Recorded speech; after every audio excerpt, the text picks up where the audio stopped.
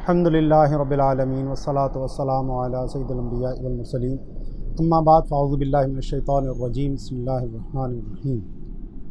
पिछले दर्स में हमने सूद की अक़साम और उसके जो अहकाम हैं वो तफसील से पढ़े थे।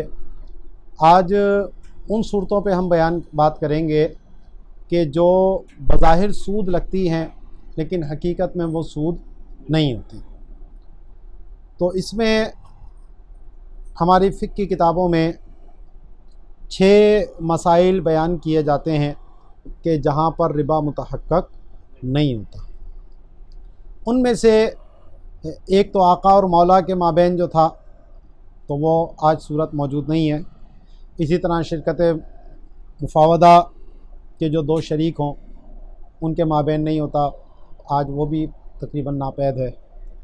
इसी तरह शिरकत इनान के जो 2 शरीक आपस में अगर माले शराकत से ख़रीदारियाँ करेंगे तो उसमें भी हकीकत में वो रिबा मुतहक्कक नहीं होता, क्योंकि दोनों के मफादात जो हैं वो उसी माले शराकत से मौजूद हैं।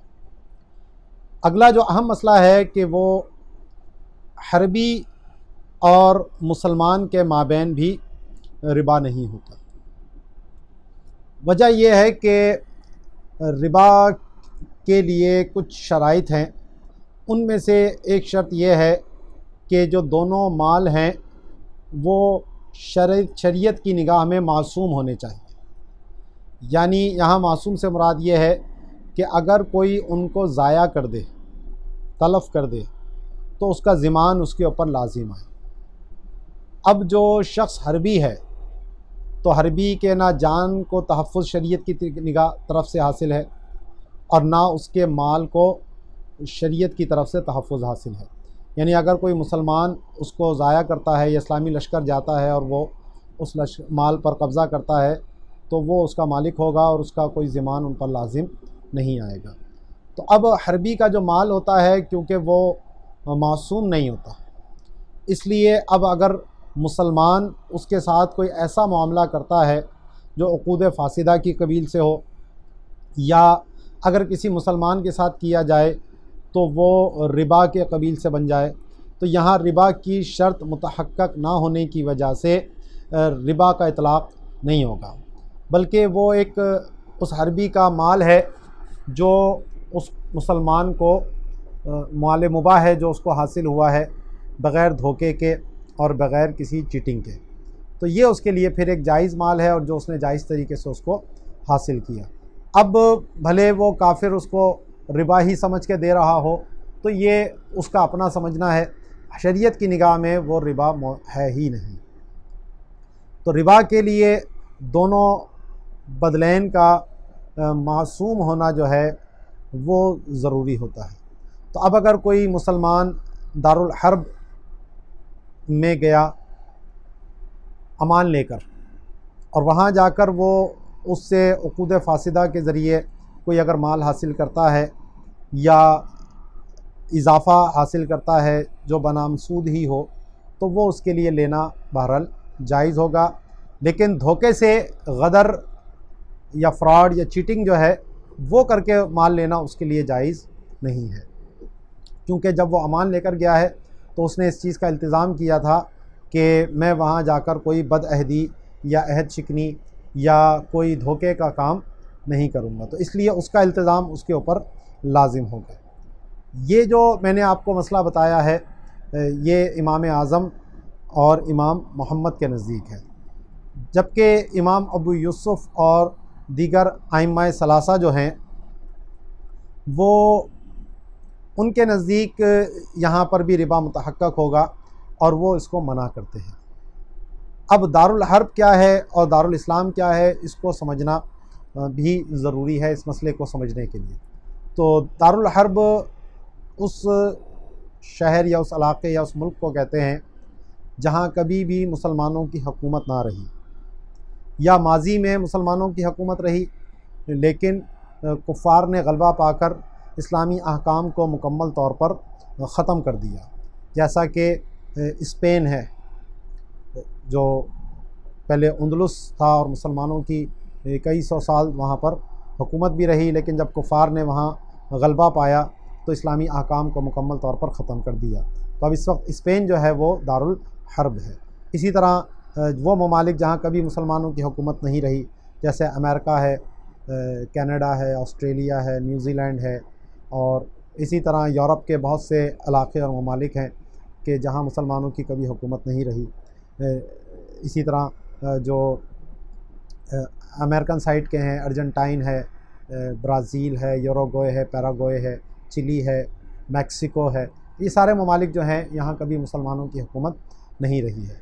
तो ये सब के सब जो है वो दारुल हर्ब कहलाते हैं।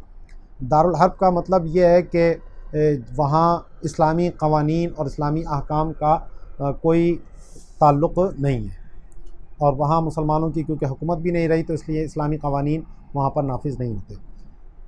दूसरा दारुल इस्लाम उस इलाक़े को कहते हैं कि जहाँ मुसलमानों की हुकूमत है, जैसे पाकिस्तान है और सऊदी अरब है, UAE है, इसी तरह मलेशिया है, इंडोनेशिया है, बांग्लादेश है, बहुत सारे ममालिक हैं 57 के करीब।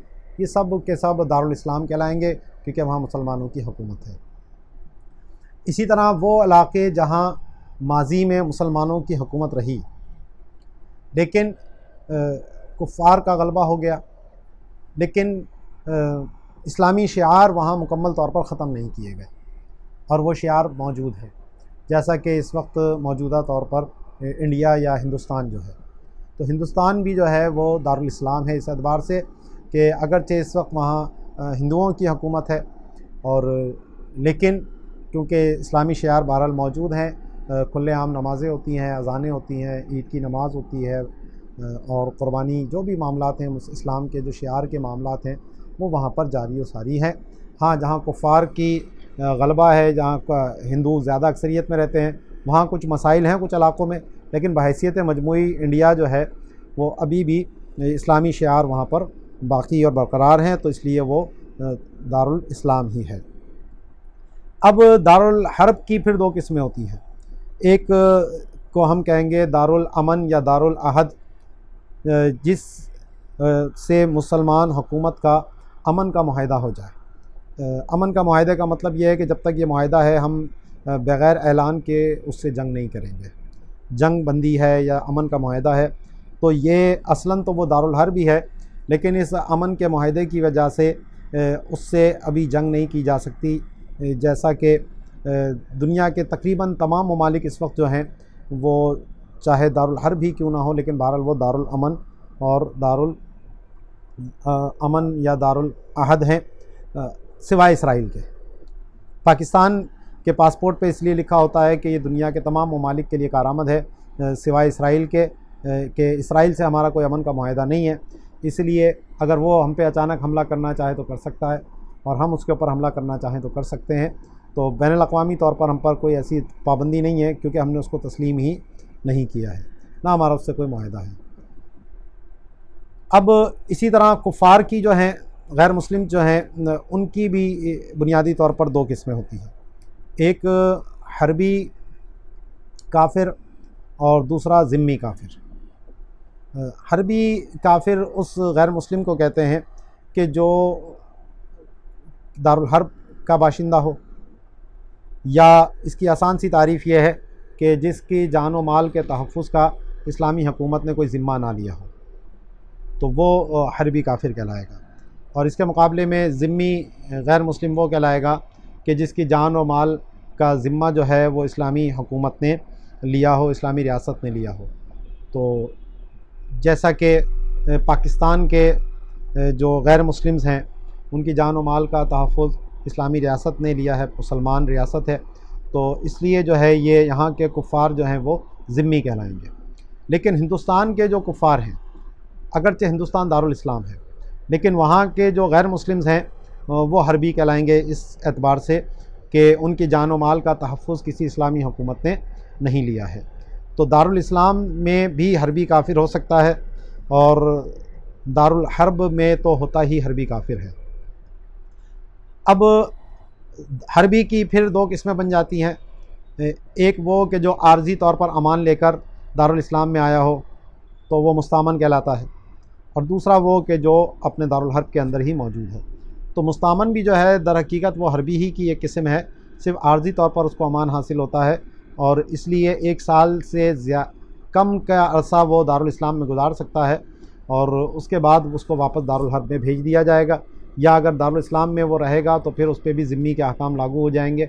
यानी अब उसको बग़ैर इजाज़त दारुल इस्लाम से जाने की इजाज़त परमिशन नहीं दी जाएगी।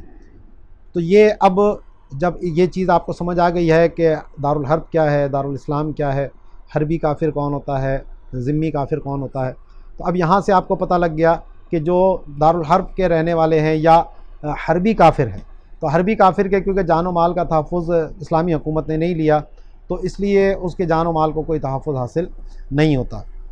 वो उस मुल्क के क़वानीन का मामला अलग है, ज़ाहिर है जहाँ जो इंसान रहेगा उस मुल्क के क़वानीन की पाबंदी उसके ऊपर लाजिम आएगी। लेकिन ज़ाहिर रिबा एक शरीयत का मसला है, इसका मुल्की क़ानून से कोई ताल्लुक़ नहीं है। मुल्की क़ानून में भले जायज़ हो, लेकिन जहाँ रिबा है, जैसे हमारे पाकिस्तान है, तो यहाँ पर अगरचे मुल्की क़ानून में चल रहा है रिबा का मामला, लेकिन शरई तौर पर वो नाजायज़ व हराम है तो हराम ही रहेगा। और अगर किसी दीगर मुल्क में जहाँ पर सूद का मामला नहीं होता और वहाँ अगर उन्होंने उसको इल्लीगल करार दिया हो तो इससे कोई शरई तौर पर वो नाजायज़ नहीं होगा। तो वो कानून का मसला एक बहरहाल जुदा है।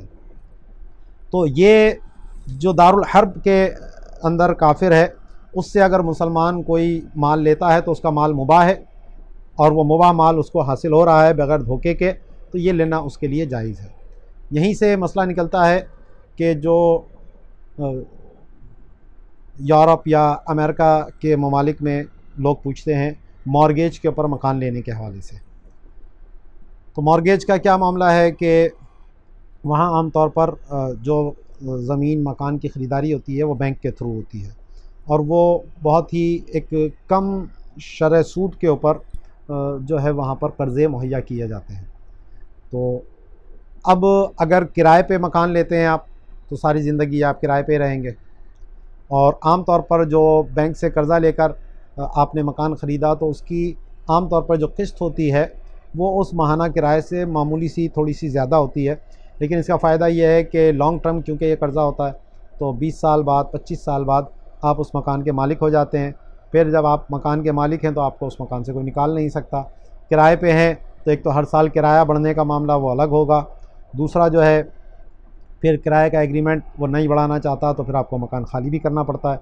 तो इन मसाइल की वजह से अब मॉर्गेज पे मकान लेना कैसा है, तो यहाँ एक बात की वजाहत पहले कर दूँ कि ये जो मैंने कहा कि दारुल हर्ब में हरबी काफिर से रिबा नहीं होता, तो अगरचे ये दलील तो इसकी आम है कि चाहे फ़ायदा मुसलमान को पहुँच रहा हो या काफिर को पहुँच रहा हो, लेकिन हमारे उलमा ने जब इस मसले को बयान किया या पढ़ाते थे तो वो उसको मुक़य्यद करते थे कि ये फ़ायदा मुसलमान को पहुँचना चाहिए, क्योंकि गैर मुस्लिम का माल जो है वो तो मुबाह है, वो मुसलमान को हासिल हो रहा है तो एक माल मुबाह हासिल हो रहा है। लेकिन अगर मुसलमान का माल का गैर मुस्लिम के पास जाएगा तो ज़ाहिर है मुसलमान का माल तो मासूम है ना, उसके माल की तो हुर्मत है, तो इसलिए अपना माल वो गैर मुस्लिम को नहीं दे सकता बग़ैर किसी वजह के। ये फिर एक किस्म का इसराफ़ में चला जाएगा, यानी जिसका कोई फ़ायदा नहीं है और वो इसराफ़ भी हमारे नज़दीक नाजायज़ है। तो अब मॉर्गेज के अंदर देखा जाए तो बज़ाहिर तो बैंक को इजाफ़ी पैसा मिल रहा है। मसलन कर्ज़ा लिया आपने $10,000 और वापसी आप उसको 12 या 15,000 डॉलर कर रहे हैं, तो बैंक को फ़ायदा हो रहा है। बज़ाहिर तो मुसलमान की जेब से जा रहा है और गैर मुस्लिम बैंक को जा रहा है, लेकिन अगर इसको ओवरऑल देखा जाए, बहैसियत मजमूई के देखा जाए, तो इसका फ़ायदा मुसलमान को है, क्योंकि आम तौर पर जितने पैसे वो जा रहे हैं उससे ज़्यादा मकान की वैल्यू बढ़ चुकी होती है। फिर किराए की जो उसको बचत हुई वो अलग है, फिर जो मसाइल का सामना करना पड़ रहा था मकान खाली होने की वजह से वो एक अलग मामला है। तो बहैसियत मजमूई के अगर देखा जाए तो ये फ़ायदा मुसलमान के ही हक़ में है। तो इसीलिए बहुत से उलमाए कराम ने इस मॉर्गेज की इजाज़त दी है, लेकिन याद रखिए कि ये वहाँ है जहाँ पर गैर मुस्लिम की हुकूमत है। मुसलमान मुल्क है जैसे पाकिस्तान है या बांग्लादेश है या इसी तरह के जो ममालिक हैं, वहाँ पर इस तरह हाउस फाइनेंसिंग की इजाज़त नहीं होगी जहाँ पर सूद का कर्ज़े का मामला हो। तो उसके लिए इस्लामिक बैंकिंग में फिर इसका मुतबादिल मौजूद है जिसको डिमिनिशिंग मुशारका कहते हैं, तो उसकी बुनियाद पर आप उनसे मकान ले सकते हैं, वो एक अलग बहस है। तो बहरहाल तो ये जो मामला है इस मॉर्गेज वाला, तो ये वहाँ के मुसलमानों के लिए जायज़ है और वहाँ मुसलमान बहुत इस हवाले से परेशान होते हैं तो इन पे क्योंकि ये सूद का मामला नहीं होगा। यहाँ से लोग बात करते हैं अच्छा जी तो फिर हम क्या किसी गैर मुस्लिम बैंक के अंदर पैसे रखवा कर उससे इजाफ़ी ले सकते हैं। तो इसके लिए याद रखिए कि उस बैंक में किसी मुसलमान का शेयर नहीं होना चाहिए।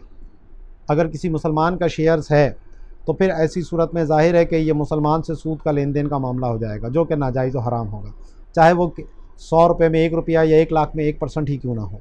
तो इसलिए अगर कोई ऐसा बैंक है जो किसी के इल्म में हो कि किसी मुसलमान का उसमें शेयर नहीं है तो फिर उसके साथ ये मामला किया जा सकता है। लेकिन ऐसा आमतौर पर होता नहीं है, क्योंकि जब ओपन मार्केट के अंदर शेयर बेचे जाएंगे तो ज़ाहिर है वहाँ कोई मज़हब की पाबंदी नहीं होती कि सिर्फ नॉन मुस्लिम्स ख़रीदेंगे, मुसलमान नहीं ख़रीद सकते। तो ऐसी कोई पाबंदी नहीं होती, तो इसलिए इस चीज़ में एहतियात करनी चाहिए। बाकी जो होम फाइनेंस या मॉर्गेज का मामला है वो मैंने आपको बयान कर दिया है। इस पे बाज़ लोग जो है वो एतराज़ करते हैं कि जनाब आपने तो सूद को जायज़ कर दिया और ये कर दिया वो कर दिया, तो मसले को समझते नहीं हैं। तो यहाँ पर मैंने आपको जैसे बताया कि अगर आप इल्लत को और उसको समझेंगे कि जनाब रिबा जो था वो नाजायज़ क्यों था, वो उसके लिए माल का जो है वो मासूम होना ज़रूरी था। इस पे बाद लोगों ने कहा अच्छा इसका मतलब है कि ज़िना जो है फिर दारुल हर्ब में जाकर ज़िना हराम हो जाए, हलाल हो जाए। तो जनाब ज़िना की हुर्मत जो है वो इश्तिबाह नसब है, तो वो तो यहाँ पर भी है और वहाँ पर भी है। तो इसलिए ज़िना या शराब नोशी वो जिस तरह दारुल इस्लाम में हराम है उसी तरह दारुल हर्ब में भी हराम है। तो ये क़यास माल फारिक है। इन चीज़ों को समझने की ज़रूरत होती है कि इल्लतें क्या हैं। हाँ, इस मसले में अगर कोई इमाम अबू यूसुफ़ के कौल पर फतवा देना चाहे वो उसका मसला है, ये बात अलग है। लेकिन इमाम आज़म के मसलक के ऊपर तान करना या इमाम साहब को गलत कहना या इमाम साहब के मसले को तोड़ मड़ोड़ के बाद लोगों ने ला रिबा का मतलब बयान ये किया कि जनाब रिबा जायज़ नहीं है, जैसे ला रफ़सा वाला फुसूका वाला जिदाला फ़िल हज का मामला है। तो ये बहरहाल गलत है, क्योंकि हमारे फ़िक़ह हनफ़ी की जितने भी मतून हैं उनके अंदर ये मसला बिल्कुल वाज़ेह तौर पर मौजूद है और उसके माना भी शारिहीन ने बिल्कुल वाज़ेह तौर पर बयान किया कि ला रिबा का मतलब ये है कि इनके माबैन रिबा नहीं होता, यानी अगर ये इजाफ़ी माल मुसलमान को मिलता है तो वो बहरहाल जायज़ है। तो इसलिए ज़िना को और शराब नोशी को इसके ऊपर क़यास ना किया जाए, वो उनकी हुर्मत की वजूहात कुछ और हैं। और रिबा की जो हुर्मत का मामला है वो इस्मत बदलैन की वजह से है, और यहाँ इस्मत बदलैन का मामला नहीं पाया जा रहा, तो इसलिए ये जायज़ होगा। दूसरा बाबु सर्फ़ के हवाले से जो है कि अगर सोने की सोने से बै है या चांदी की चांदी से या सोने चांदी की आपस में जो बै है वो बै उस सर्फ़ होती है। और उसका मैंने बताया था कि मजलिस या बल्कि तफर्रुक़ अब्दान से पहले जो है वो दोनों बदलैन पर कब्ज़ा होना ये ज़रूरी होता है। और इसमें मैंने बताया था कि खोट जो है अगर सोना या चांदी गालिब है तो वो खोट भी सोना चांदी ही के हुक्म में है, जैसा मैंने क़ीरात का मसला पीछे दर्स में आपको तफसील के साथ इसको बयान किया था। तो इसमें इस चीज़ का ख्याल रखना बहुत ज़रूरी है कि जब सोने की सोने से बै हो तो ये कब्ज़ा दोनों तरफ से होना चाहिए। लेकिन अगर समन इस्तिलाही और समन खल्की की बै हो रही है, यानी एक तरफ सोना है एक तरफ रुपया है या डॉलर है, तो ये बै सर्फ़ नहीं है हमारे नज़दीक। बै सर्फ़ होती ही समन खल्की की, समन खल्की के साथ है। तो ये रुपया या डॉलर जो है ये समन इस्तिलाही है, समन खल्की नहीं है। तो इसलिए इस पर बै सर्फ़ के अहकाम लागू नहीं होते। हाँ, एक तरफ से कब्ज़ा होना ज़रूरी है, यानी अगर सोने की रुपए के साथ आप बै कर रहे हैं तो अभी ना रुपए दिए ना सोना पे कब्ज़ा किया तो ये बैउल काली बिल काली हो जाएगी, यानी दोनों तरफ से उधार हो गया, ये नाजायज़ है। हदीस पाक में इससे भी मना फरमाया कि दोनों तरफ उधार हो। तो एक तरफ से कब्ज़ा होना ये ज़रूरी है। आपने सुनार से सोना ख़रीदा और सोना ले लिया और पैसे बाद में दिए, उसको किस्तों में दिए, तो ये कर सकते हैं, इसमें कोई शरन हरज नहीं है। एक तरफ से कब्ज़ा काफ़ी है। लेकिन ना सोने पे कब्ज़ा हुआ ना रुपयों पे कब्ज़ा हुआ तो ये बहरहाल फिर जायज़ नहीं होगा। यहीं से मसला निकलता है कि अगर समन इस्तिलाही की समन इस्तिलाही के साथ बै हो, यानी नोटों की नोटों के साथ बै, तो ये कल मसला मैंने आपको इस पर तफसील के साथ बयान कर दिया था। और अगर दो मुख्तलिफ़ुल जिन्स करेंसियों की बै है, यानी रुपए की डॉलर के साथ है या पाउंड या रियाल जो भी करेंसी हो, दूसरे मुल्क की करेंसी है, तो ये भी बै सर्फ़ नहीं है, इस पर भी बै सर्फ़ के अहकाम लागू नहीं होते। लेकिन एक तरफ से कब्ज़ा होना यहाँ पर भी ज़रूरी होगा, क्योंकि वही फिर बैउल काली बिल काली का मसला आ जाएगा। दोनों तरफ से उधार जो है वो जायज़ नहीं होता। तो इसलिए एक तरफ से कब्ज़ा है, आपने आज डॉलर ख़रीदे उससे और रुपए आज दे दिए, डॉलर बाद में लेंगे, जायज़ है। या डॉलर आज ले लिए, रुपए बाद में देंगे, ये भी जायज़ है। यानी या तो डॉलर पे कब्ज़ा हो जाए या रुपए पे कब्ज़ा हो जाए। अब उसके प्राइस जो है वो आज के रेट भी हो सकते हैं और इजाफी भी हो सकते हैं। मसलन आप अगर उधार पे ख़रीद रहे हैं तो ज़्यादा कीमत पे भी डॉलर ख़रीदा बेचा जा सकता है। तो इसमें शरीयत की तरफ से कोई ऐसी पाबंदी नहीं है कि जनाब जो आज का रेट है उसी के ऊपर उसका सौदा होगा, लेकिन एक तरफ से कब्ज़ा बहरहाल ज़रूरी है। और इस पे पीछे भी मैंने आपको बताया था कि इस्लामिक बैंकिंग में जो ये मामला चलता है डॉलर की ख़रीदो फ़रोख्त के हवाले से, तो वो उसको बै सलम के नाम पर बेच रहे होते हैं। तो मैंने आपको बताया था कि यहाँ पे बै मुअज्जला भी मुतलक़न हो सकती है, क्योंकि एक तरफ से कब्ज़ा काफ़ी है।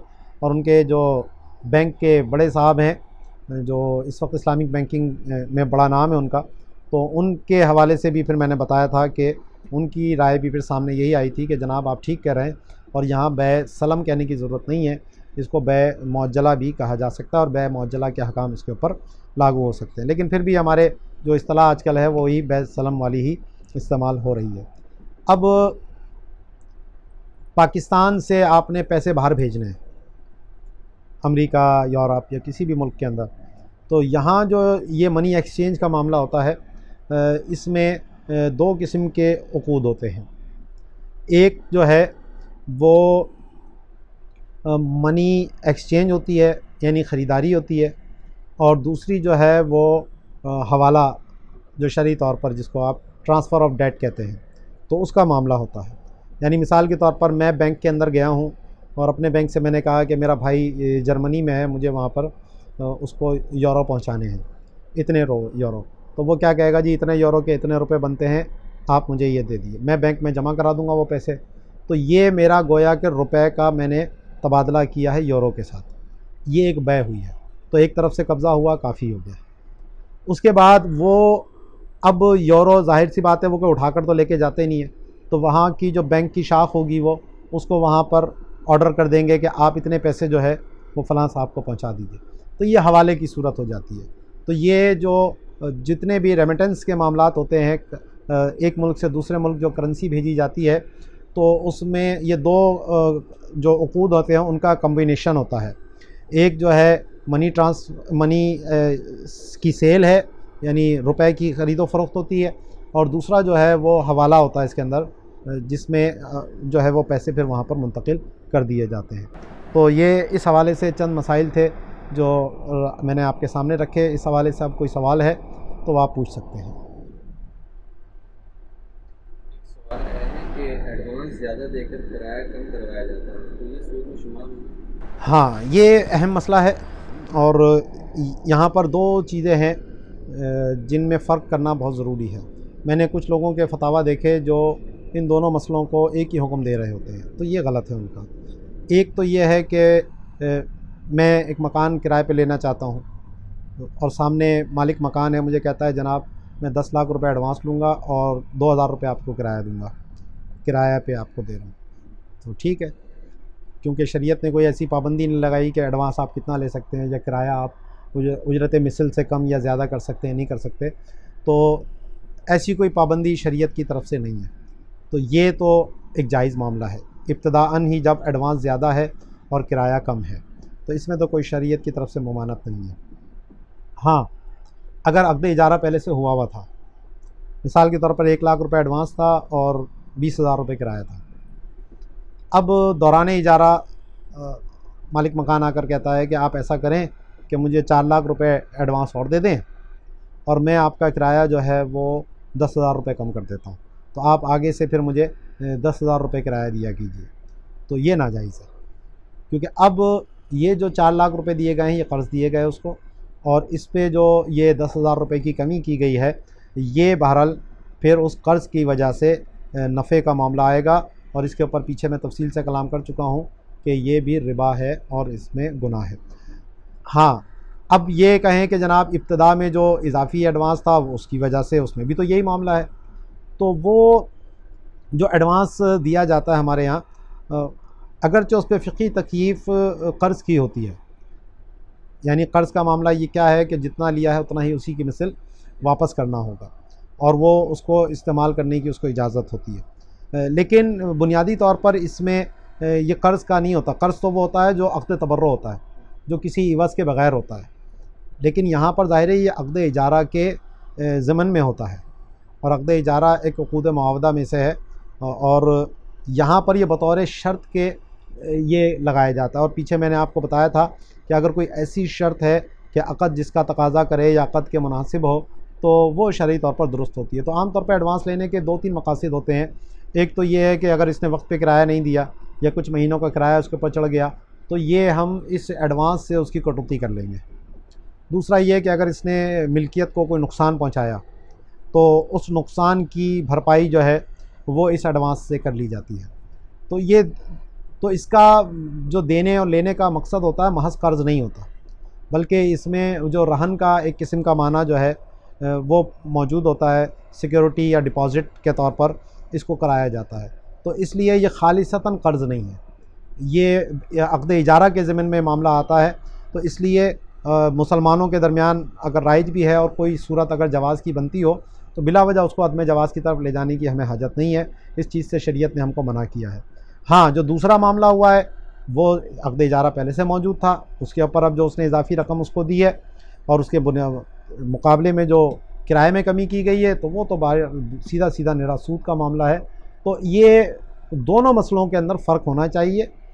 एक है इब्तिदाअन ही इजारा ज़्यादा एडवांस पे और कम किराए पर हो, ये शरई तौर पर जायज़ है, और दूसरा ये कि दरमियान के अंदर जो है वो किया जाए। तो इसकी सूरत फिर जवाज़ की ये हो सकती है कि वो पिछला वाला अक़द कॉन्ट्रैक्ट कैंसिल करें इजारे का, और कि जी वो 1 लाख पे और इतना जो था वो हम इसको ख़त्म करते हैं और अब नया अक़्द इजारा करते हैं जिसमें एडवांस 5 लाख रुपए होगा और किराया इतना होगा, तो फिर ये जायज़ हो सकता है।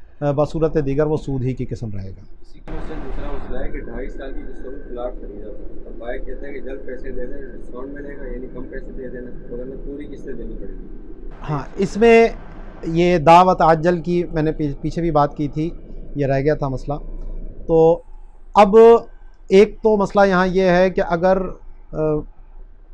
मुद्दत पूरी हो चुकी है, यानी मुतालबे का टाइम हो चुका है, और मुतालबे का टाइम पे वो ये कहता है कि जी ठीक है मैं कुछ अपना तुम्हें डिस्काउंट देता हूँ, तुम मुझे पैसे अदा करो, उसको सहूलत दे देता है, तो ये तो जायज़ है, इसमें कोई हरज की बात नहीं है, क्योंकि इस पे नस भी मौजूद है। गालिबन बुखारी शरीफ की रिवायत है, गालिबन ज़ैद बिन अर्क़म का वाक़या है कि मस्जिद में वो अपने कर्ज़ ख्वाह से पैसों का मुतालबा कर रहे थे, तो उनकी आवाज़ बुलंद हुई, तो नबी अलैहिस्सलातु वस्सलाम ने हुजरे से सर बाहर निकाला और पूछा क्या मामला है। कहा ये जी पैसे नहीं दे रहा, टाइमिंग हो गई है और दे नहीं रहा।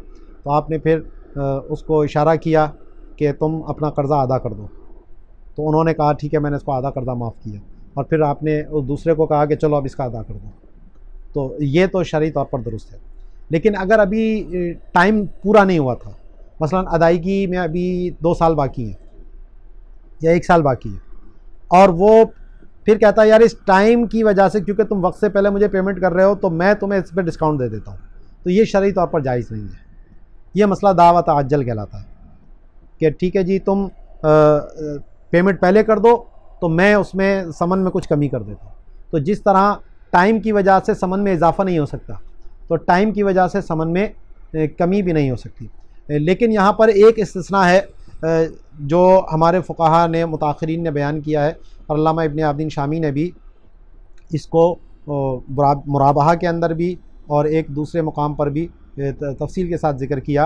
वो है मुराबहा के अंदर कि मुराबहा मुअज्जला अगर हुआ है, और मुराबहा मुअज्जला में आम तौर पर जो कीमत लगाई जाती है तो वो उसमें टाइम को भी मद्देनज़र रखा जाता है। तो उसमें अगर मोरिस उसका इंतकाल हो जाए जिसने ख़रीदारी की थी, और मैंने आपको बताया था कि उसकी वजह से दैन जो है वो फ़ौरी वाजिबुल अदा हो जाता है, तो अब जो वक्त से पहले अदायगी यहाँ पर करनी पड़ गई उसके इंतकाल की वजह से, तो यहाँ हमारे फ़ुक़हा ने लिखा कि फिर उसको मुराबहा में उतनी कमी की जाएगी जितनी मुद्दत कम हो रही है। मिसाल के तौर पर अगर 2 साल का मुराबहा होता तो इसमें प्रॉफिट जनाब 20,000 रुपये बनता, लेकिन अगर यही 3 महीने में ही मुराबहा ख़त्म हो रहा है तो इसमें प्रॉफिट 3,000 रुपये बनता है, तो फिर ये इसमें इतने रुपयों की कमी कर दी जाएगी। इसी तरह अगर कोई अर्ली पेमेंट कर देता है, वक्त से पहले पेमेंट कर देता है मुराबहा के अंदर, तो उसका भी उन्होंने यही लिखा कि यहाँ पर इसको कमी की जाएगी। लेकिन हमारी जो इस्लामिक बैंकिंग है उसमें ये मसला इस तरह इस्तेमाल नहीं हो रहा। वहाँ तो वो ये है कि जो ठीक है जब आप वक्त से पहले अदा करें या वक्त पे अदा करें, तो जितने की जो तय हुआ है उतने ही पैसे आपको देने होंगे। हाँ, उसमें वो ये करते हैं कि अगर आप कोई अगली ट्रांजैक्शन करना चाहें तो उसमें वो डिस्काउंट आपको दे देते हैं वहाँ पर, यानी जो प्रॉफिट अपना लेते हैं उस प्रॉफिट में वो कुछ कमी अपनी कर देते हैं। तो ये यहाँ पर ये मसला चल रहा है। तो मैंने इस मसले को वहाँ भी उठाया था कि भाई जब यहाँ कंज्यूमर का फ़ायदा पहुँच सकता है तो आप वो उसको क्यों नहीं देते। तो ये बात जब मैं IBA में कोर्स हो रहा था हमारा इस्लामिक बैंकिंग के हवाले से, तो ये सवाल मैंने वहाँ पर उठाया था, तो इसका जवाब उनकी तरफ से कुछ मिला नहीं था जी। ठीक है, और कोई सवाल? चलें, बहुत शुक्रिया, जज़ाकल्लाह। वमा अलैना इल्लल बलागुल मुबीन।